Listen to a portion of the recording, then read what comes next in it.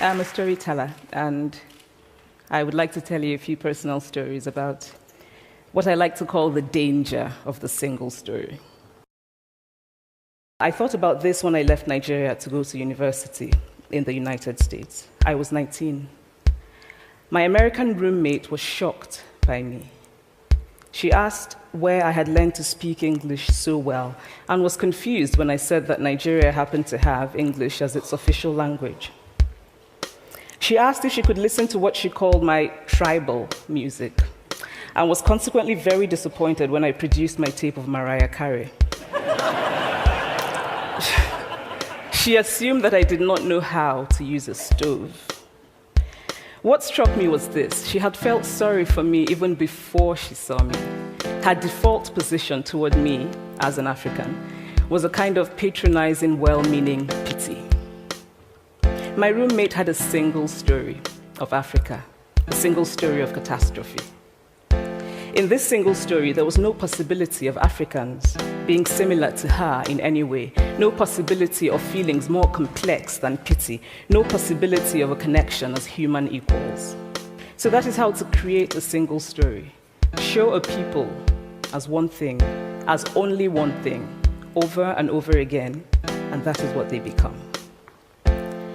It is impossible to talk about the single story without talking about power.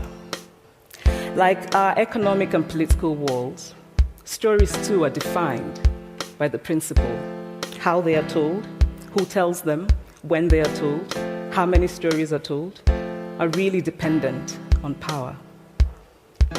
Power is the ability not just to tell the story of another person, but to make it the definitive story of that person.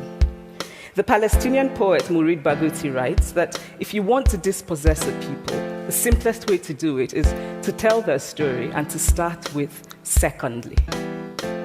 Start the story with the arrows of the Native Americans and not with the arrival of the British, and you have an entirely different story. Start the story with the failure of the African state and not with the colonial creation of the African state, and you have an entirely different story. I grew up under repressive military governments that devalued education so that sometimes my parents were not paid their salaries. And so as a child, I saw jam disappear from the breakfast table. Then margarine disappeared. Then bread became too expensive. Then milk became rationed.